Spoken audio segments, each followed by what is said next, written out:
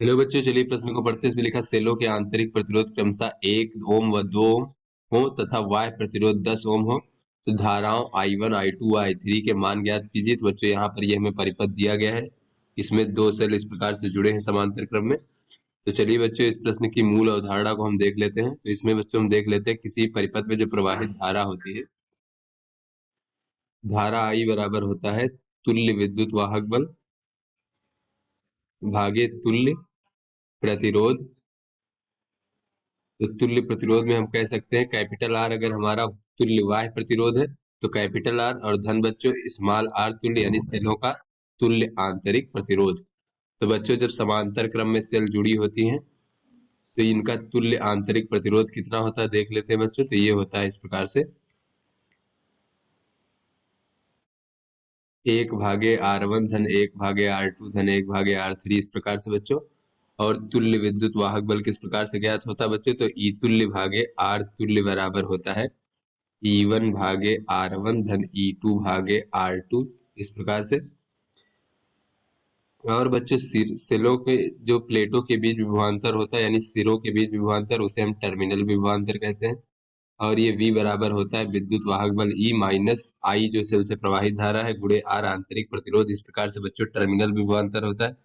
तो समांतर क्रम में सभी सेलों के सिरों के बीच यानी टर्मिनल विभवांतर का मान समान होता है। तो चलिए बच्चों अपने प्रश्न को हल करते हैं। तो यहाँ पर बच्चों अगर हम देखें तो अगर हम तुल्य आंतरिक प्रतिरोध ज्ञात करना चाहें बच्चों तो ये हो जाएगा 1/1 धन 1/2। तो ये हो जाएगा बच्चों इस प्रकार से 3/2। तो यहाँ से बच्चों अगर हम तुल्य आंतरिक प्रतिरोध देखें तो ये हो जाएगा 2/3 ओम। उसके बाद बच्चों हम तुल्य विद्युत वाहक बल देख लेते हैं बच्चों। तो ये हो जाएगा भागे आर तुल्य 2/3। तो ये 2 हो जाएगा गुणे 3 ऊपर हो जाएगा बच्चों इस प्रकार से।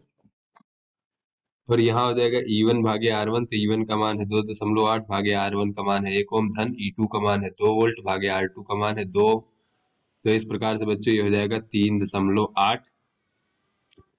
तो ई तुल्य बराबर हो जाएगा बच्चों 3.8 गुणे 2 भागे 3।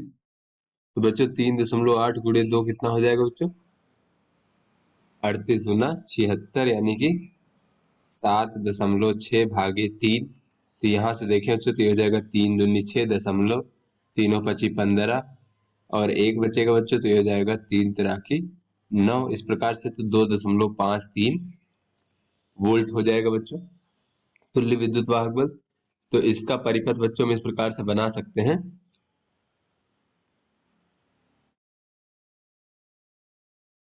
ये हमारा बच्चों बाह्य प्रतिरोध है 10 ओम और ये बच्चों आर तुल्य है इस प्रकार से, और ये हमारा ई तुल्य है। तो ये हमारा तुल्य सेल है बच्चों। इन दोनों की जगह पर बच्चों इस तुल्य सेल को लगा सकते हैं। और यहाँ बाह्य प्रतिरोध से प्रवाहित धारा का मान बच्चों I3 है। तो बच्चों ये I3 हो जाएगा इस प्रकार से। और इस पूरे परिपथ में प्रवाहित धारा, तो धारा I3 बराबर देखें तो हो जाएगा ई तुल्य जिसका मान है 2.53 भागे बच्चों भागे हो जाएगा बच्चों यहाँ पर तुल्य प्रतिरोध। तो बाह्य प्रतिरोध धन आर तुल्य। तो आर तुल्य का मान 2/3 है बच्चों। तो बाह्य प्रतिरोध 10 है धन बच्चों 2/3। तो यहाँ हो जाएगा बच्चों 30 2 32 ऊपर हो जाएगा 3 बच्चों। तो I3 बराबर हो जाएगा 2.53 गुणे 3 और भागे बच्चों इस प्रकार से 32। तो चलिए बच्चों इसको हल कर लेते हैं। तो I3 बराबर हमें प्राप्त हो जाएगा तो बच्चों 0.24 एम्पियर हो जाएगा ये इस प्रकार से। उसके बाद बच्चों यहाँ पर हम टर्मिनल विभवांतर अगर हम ज्ञात करें बच्चों इस प्रकार से, इसे हम ए बी मान सकते हैं बच्चों। तो टर्मिनल विभवांतर इसको हम वी ए बी कह लेते हैं। तो ये हो जाएगा बच्चों ई तुल्य माइनस I3 क्योंकि सेल से प्रवाहित धारा I3 है और गुणे आर तुल्य। तो बच्चों ई तुल्य का मान है 2.53 माइनस I3 का मान है 0.24 और गुणे बच्चों जो आर तुल्य का मान है उसका मान है 2/3। तो यहाँ से बच्चों इसको हल करेंगे हम तो ये हो जाएगा। और बच्चों ये इसको अगर हम देखें तो ये वी ए बी बराबर इस प्रकार से हमें प्राप्त हो जाएगा बच्चों 2.37 वोल्ट तो बच्चों ये हमें सिरों के बीच टर्मिनल विभवांतर का मान प्राप्त हो गया। तो चलिए बच्चों आगे हम देख लेते हैं बच्चों। तो यही टर्मिनल विभवांतर जो है दोनों ही सेलों के टर्मिनल विभवांतर के बराबर होगा। तो यहाँ से बच्चों हम वी ए बी बराबर कह सकते हैं E1 माइनस I1 R1। तो ये मान हो जाएगा 2.37 बराबर E1 का मान है 2.8 वोल्ट और माइनस I1 हो जाएगा R1 का मान है बच्चों 1 ओम। तो इस प्रकार से ये I1 बराबर हो जाएगा बच्चों 2.8 माइनस 2.37। ये बच्चों में प्राप्त हो जाएगा 0.43 एम्पियर। तो इस प्रकार से बच्चों ये I1 का मान भी प्राप्त हो गया। अब हम दूसरे सेल के लिए देखें तो इसका टर्मिनल विभवांतर हो जाएगा E2 माइनस I2 R2। तो बच्चों ये है 2.37 बराबर E2 का मान है 2 वोल्ट माइनस I2 और R2 का मान भी 2 है।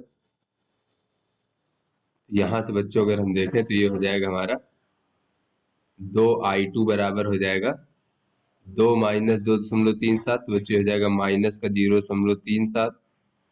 तो यहाँ से I2 बराबर हो जाएगा माइनस 0.185 एम्पियर। तो इस प्रकार से बच्चों ये I2 का मान भी प्राप्त हो गया और ये हमारा बच्चों I1 का मान और ये हमारा I3 का मान प्राप्त हो गया। तो बच्चों ये I2 का मान ऋणात्मक यह प्रदर्शित करता है कि चित्र में दिखाए गए दिशा के विपरीत दिशा में बच्चों दूसरे सेल में धारा प्रवाहित हो रही है। तो आशा करते हैं बच्चों ये आपको समझ में आ गया होगा। धन्यवाद।